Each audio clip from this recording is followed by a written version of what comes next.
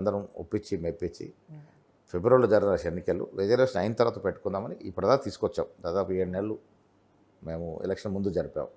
ఇప్పుడు కూడా మా చిత్తశుద్ధి అంతా రిజర్వేషన్ ఇచ్చే ఎన్నికలకు పోవాలని ఆ చిత్తశుద్ధి ఉంది కాబట్టే చట్టాలు చేశాం.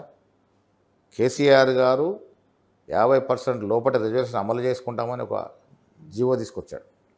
33% ఉన్నటువంటి రిజర్వేషన్ 22% తగ్గించాడు. దాన్ని మళ్ళీ ఆర్డినెన్స్ రూపంలో దాన్ని పెంచే ప్రయత్నం చేస్తూ ఉన్నాం. ఇవన్నీ అడ్డంకులు ఉన్నాయి కాబట్టే కేంద్రం వద్దకి పోయాం. ఇది పరిస్థితి, మీరు ఇది కన్విప్పు చేసుకొని దీన్ని న్యాయం చేయండి అని. కేంద్రం దలుచుకుంటే ఇవాళ సాయంత్రం వరకు రిజర్వేషన్లు వస్తాయి. ఇది ప్రజలు అర్థం చేసుకోవాలి. కిషన్ రెడ్డి లాంటి వాళ్ళు, రామచంద్ర లాంటి అగ్రనాయకులు మాట్లాడుతూ ఉంటే మరి బీసీ బిడ్డలైనా బీసీ ఓటుతో గెలిచినటువంటి బండి సంజయ్ గారు, ఈటెల రాజేంద్ర గారు, అరవింద్ గారు ఎందుకు దీని మీద స్పందించట్లేదు? అడగాలి కదా మీరు. ఇలా మా పార్టీలో మొన్న ధర్నా ఢిల్లీలో జరిగితే మీరు వీడియోలు చూడండి. ఆ ధర్నాలో అగ్రవర్ణానికి చెందినటువంటి మంత్రులందరూ ఉన్నారు, శాసనసభ్యులు ఉన్నారు, పార్లమెంట్ సభ్యులు ఉన్నారు.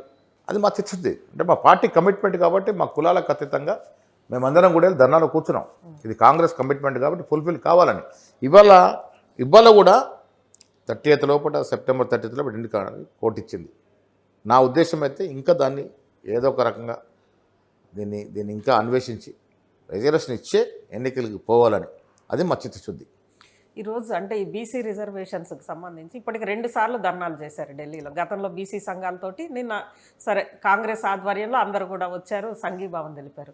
ఇంతమంది వచ్చి సంఘీభావం తెలిపారు, ఎక్కడెక్కడ రకరకాల అన్ని పార్టీలు వచ్చినాయి, అంతమంది వచ్చారు. 2 సార్లు కూడా రాహుల్ గాంధీ గారు మిస్ అయ్యారు, అనుకోని సంఘటన. ప్రియాంక గాంధీ గారు మిస్ అయ్యారు, ప్రియాంక గాంధీ గారు వచ్చే ప్రోగ్రాం లేదు. ప్రియాంక గాంధీ గారు ఉన్న ఫలంగా రా అంటే మనలాగా ఖాళీ ఉండరు కదా, వారి ప్రోగ్రాం లేదు. రాహుల్ గాంధీ గారి ప్రోగ్రాం మాత్రం ఉండింది. ఆ రోజు 12 గంటలకు రాహుల్ గాంధీ గారు వచ్చి ప్రసంగించాలి. అనుకోకుండా దురదృష్టవశాత్తు శిబు చరణ్ గారు చనిపోవడము, అంత గొప్ప నాయకుడు చనిపోయాడు కాబట్టి రాహుల్ గాంధీ గారు కర్తవ్యంగా వారు అంతిమయాత్రకు పోయారు, రాంచీకి పోయినారు. అక్కడ వర్షము, ఫ్లైట్ దిగి ఎయిర్పోర్ట్ నుంచి అంతిమయాత్ర పోవడానికి 2 గంటల సమయము, అంతిమయాత్ర చేసుకొని వచ్చేసరికి లేట్ అయింది. మళ్ళీ సత్పాల్ మల్లిక్ చనిపోయినారు.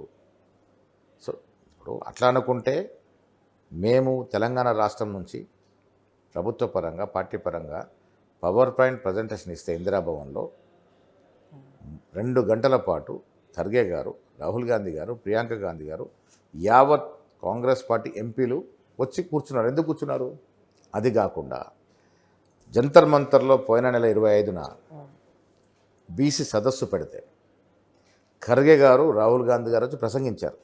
బీసీ సదస్సులో, మా ఆల్ ఇండియా బీసీ డిపార్ట్మెంట్ పెట్టిన సదస్సులో రాహుల్ గాంధీ గారు వచ్చి ప్రసంగించినారు. అదే రోజు చెప్పినారు, గతంలో తప్పిదాలు జరిగితే నాది బాధ్యత, బీసీలను ఆదుకునే బాధ్యత నాది. తెలంగాణ ప్రభుత్వం చేసిన కుల సర్వే ఒక సునామీ లాంటిదండి. వారికి చిత్తశుద్ధి లేకుంటే ఎందుకు వచ్చి ప్రసంగిస్తారు? తాలకోటల్లో ఒక సమావేశం రానంత మాత్రం వారికి చిత్తశుద్ధి లేదని ఎట్లా చెప్తారు వీళ్ళు? కానీ పార్లమెంట్లో అయినా ఎల్ఓపిగా లీడర్ ఆఫ్ అపోజిషన్ కదా, మాట మాత్రమైనా దీనికి సంబంధించి లేదు, అసలు అవకాశం ఇస్తున్నారు కదా.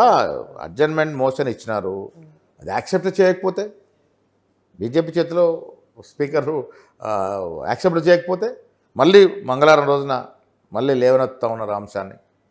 సోమవారం మా ధర్నా ఉంది, చలో ఈసీ. మంగళవారం రోజున మళ్ళీ పార్లమెంట్లో మా లీడర్ ఆఫ్ ఆపోజిషన్ దీన్ని లేవనెత్తా ఉన్నాడు. ఇక్కడ రాష్ట్ర రాజకీయాలకు వస్తే, ఒకటి కాళేశ్వరానికి సంబంధించి కానీ ఇలా మిగిలిన అనేక ఈ స్కామ్స్ కానీ ఇవన్నీ గతంలో మీరు కానీ లేదా బీజేపీ కానీ అందరూ అనేవాళ్ళు కాళేశ్వరం అనేది బీఆర్ఎస్కి ఒక ఏటీఎం లాగా అని.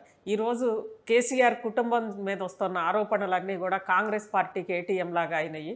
వాళ్ళ మీద ఒక ఆరోపణ లేదా ఒక ఎంక్వైరీనో వేయడము, ఇక్కడి నుంచి సూట్ కేసులు తీసుకొని అక్కడ ఢిల్లీలో అధిష్టానానికి ఇవ్వడం అనేది నిన్ననే మన బండి సంజయ్ గారు దుర్మార్గంగా మాట్లాడతాడు. బండి సంజయ్ గారు రాజకీయాల్లో ఉన్నప్పుడు విమర్శ చేయాలి, ఆ విమర్శకి బేస్ ఉండాలి. ఇలా కాళేశ్వరం మీద కమిషన్ బండి సంజయ్ చేసిండా, రేవంత్ రెడ్డి గారు వేశారా? మీరెప్పుడు మాట్లాడినారు? మీరు కేంద్రంలో అధికారులు ఉండి మాటలు మాట్లాడారు. నడ్డా గారు, అమిత్ షా వచ్చి ఏటీఎం లాగా మారింది కాళేశ్వరం ప్రాజెక్టు కేసీఆర్ కానీ. మరి అప్పుడు మీ కేంద్రంలో ప్రభుత్వం, ఇప్పుడు ప్రభుత్వం ఉన్నారు కదా, ఎందుకు ఎంక్వైరీ చేయలేదు? పోనీ మేము ఇవ్వాలా? మేము ఇచ్చిన కమిట్మెంట్ కాళేశ్వరం మీద ఎంక్వైరీ చేసాము. కమిషన్ రిపోర్ట్ వచ్చింది, ప్రభుత్వానికి ఇచ్చారు, వాస్తవాలు చెప్పారు. ప్రజాస్వామ్యం మీద నమ్మకం ఉంది కాబట్టి మా ముఖ్యమంత్రి గారు దాన్ని అసెంబ్లీలో చర్చ పెట్టి సభ్యుల యొక్క ఆలోచన తీసుకొని ఫర్దర్ యాక్షన్ చేస్తామని మేము ముందు నుంచి దాన్ని కట్టుబడి ఉన్నాం. కాళేశ్వరం ప్రాజెక్టులో విపరీతమైన అవినీతి జరిగింది. ప్రాజెక్టు కట్టాల్సిన 9 అట్టి వద్ద కట్టలే. అక్కడ కట్టి ఉండుంటే గ్రావిటీ ద్వారా నీరు వచ్చేది, కొంత ఖర్చు భారం తగ్గేది. దాన్ని ఎస్కలేట్ చేసి వ్యయాన్ని పెంచి 38,000 కోట్ల ప్రాజెక్ట్ని 1,20,000 కోట్లకు తీసుకెళ్ళినటువంటి ఈ ప్రాసెస్లో అవినీతి జరిగిందా లేదా? అనవసరమైన వ్యయాన్ని పెంచారు, కమిషన్లు దండుకున్నారు. కాళేశ్వరం ప్రాజెక్టులో విపరీత అవినీతి జరిగింది. దీంట్లో కేసీఆర్ కుటుంబం ఒక పాత్ర ఉందని ముందు చెప్తా ఉన్నాం. ఇది వాస్తవం. దానికి కమిషన్ వేసాం. పీసీ ఘోష్ నిష్ణాతుడు, నిజాయితీపరుడు. కమిషన్ రిపోర్ట్ వచ్చింది. దానిలో వాస్తవాలు బహిర్గతం కాకుండా లీకేజ్లు వచ్చాయి. అంతా తానే కేసీఆర్ వ్యవహరించడంలో తప్పిదం జరిగిందని. ఇలా పోచంపాడు ప్రాజెక్టు, నెహ్రూ హ్యాంలో నిజాం సాగర్ ప్రాజెక్టు, నాగార్జున సాగర్ ప్రాజెక్టు కట్టుకున్నాం. ఒక గీత కూడా లేదు. 70-80 ఏళ్ళలో నువ్వు 3 ఏళ్ళలో ప్రాజెక్టు బీటలు వారిపోయిందంటే కాంట్రాక్టర్ జేబులు నింపడానికి ప్రాజెక్టు కట్టారు. ఇది వాస్తవం. ఇది ప్రజల సొత్తు కదా. ప్రజల సొత్తు ఎవడు మింగినా దాని పనిష్మెంట్ వల్ల ప్రజలు కోరుకుంటారు. పనిష్మెంట్ ప్రజలు కోరుకుంటారు. అదేవిధంగా ప్రతిపక్షంలో ఉన్నప్పుడు అధికారంలోకి రాగానే తెలంగాణకి గుదిబండగా మారిన కాళేశ్వరం మీద వెంటనే అరెస్ట్ చేస్తామన్నారు. ఈ రోజు అరెస్ట్ అవసరం లేదు, ఆల్రెడీ అవసరం లేదని, ఒక సాఫ్ట్ అనేది కనిపించట్లేదు. అవసరం లేదని ఎవరు ఎక్కడ అనలేదు. మనం ప్రజాస్వామ్యబద్ధంగా నడవాలి. రాజరిక పాలన కాదు, కేసీఆర్ పాలన అంతకన్నా కాదు. ఫలానా అరెస్ట్ చేయండి, అరెస్ట్ చేయరు. అరెస్ట్ చేయాలంటే దానికి ఒక పద్ధతి ఉంటుంది, దానికి ఒక ప్రొసీజర్ ఉంటుంది. కమిషన్ వేసాం. ఇప్పుడు మీరు నేను అందరం కూడా నమ్ముతున్నాం కాళేశ్వరంలో అవినీతి జరిగిందని. బట్ అది ఎట్లా ప్రూవ్ చేయాలి? దానికి ఒక మార్గము, ఒక ప్రొసీజరు. ఆ ప్రొసీజర్ ప్రకారం కమిషన్ వేశారు. ఇవ్వాలి కదా మనకి ఆన్ రికార్డ్ అధికారికంగా తెలిసింది దాంట్లో అవినీతి జరిగిందని. ఇప్పుడు చర్యలు ఉంటాయి. చర్యలు ఉండే ముందు ప్రజాక్షేత్రంలో పెట్టాలని, అసెంబ్లీలో పెట్టాలని, చర్చ పెట్టాలని, మీ అందరి అన్ని వర్గాల సభ్యుల యొక్క వాదనలు వినాలని, విన్న తర్వాత చర్యలు ఏమి ఉపకరించాలో అవి ఇస్తారు డెఫినెట్గా. దాంట్లో కాంప్రమైజ్ అనేది మాట లేదు. కేసీఆర్ని ఓడించింది కాంగ్రెసా, బీజేపీయా?